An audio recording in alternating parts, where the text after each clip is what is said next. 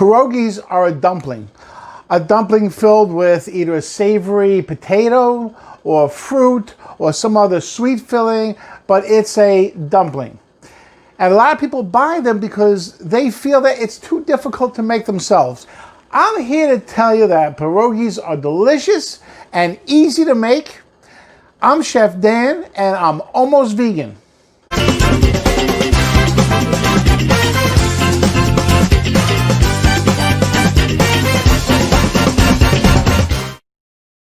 Well, let's get right to it.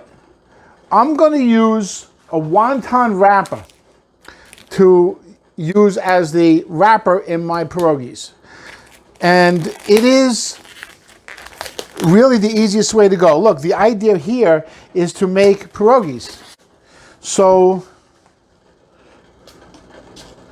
I'm going to take the easiest steps I can to make beautiful, wonderful, tasty pierogies. And that starts with wonton wrappers. First thing I'm going to do is crack an egg.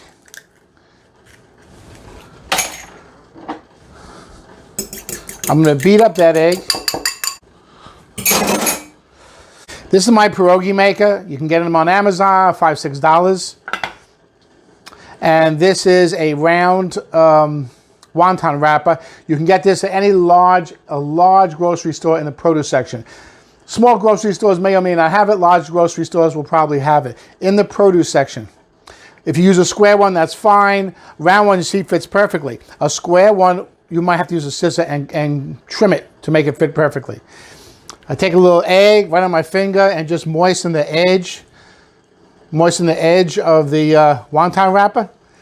Then I'm going to put about 1.5 teaspoons. This is a mashed potato recipe I made the other day. It's got yogurt in it. It's got dill in it. It's a nice tasting, very savory mashed potato recipe. I'll give you the link to the video beneath this video. And use that as a filling. And all you have to do is close it up. Squeeze it for, just 1 or 2 seconds. And there you have a beautiful pierogi. And make sure your water is boiling. And then all you want to do is add the pierogies in there. I made some beautiful pierogies.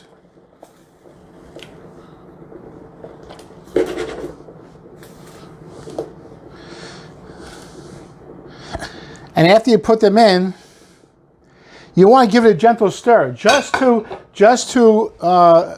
kind of loosen them away from each other. So get some of that boiling water in between them so they don't stick together. So just move them around a little bit. Don't stir it too roughly. You might break them apart. Just move them around a little bit. That's it.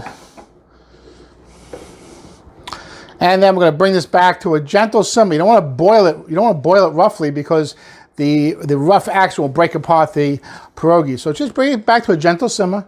You can see how this is just simmering very lightly. I'm going to simmer this for about a minute. That's all it takes. Now I have a regular saute pan with some melted butter. In the potato recipe, there's no butter. The mashed potatoes are made with yogurt. So it's a high butter fat yogurt, but there's no actual butter in it. And what that does is allows me now to add some butter to the recipe. And all I want to do now is take the pierogies right from the pot right here. I use a slide spoon, drain a little bit of that water off, and put it right into the hot butter. I'm not going to brown them in the butter. I just want to toss them in the butter, give them a nice flavor.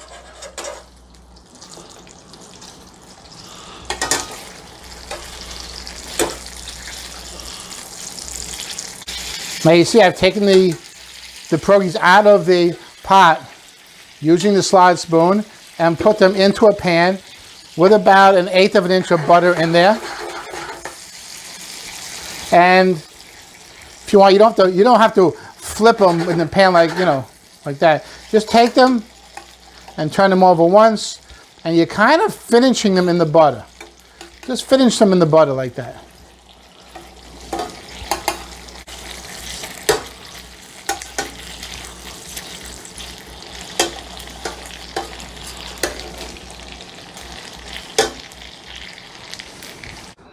Now, next thing I have to do is taste one of these.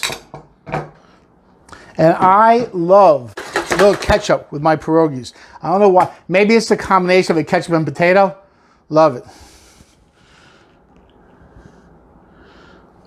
Don't forget the link to the potato recipe, the mashed potato recipe, is in the description below this video. So don't forget that. And don't forget, if you really enjoy this potato recipe, you gotta check out potato waffles. They're amazing.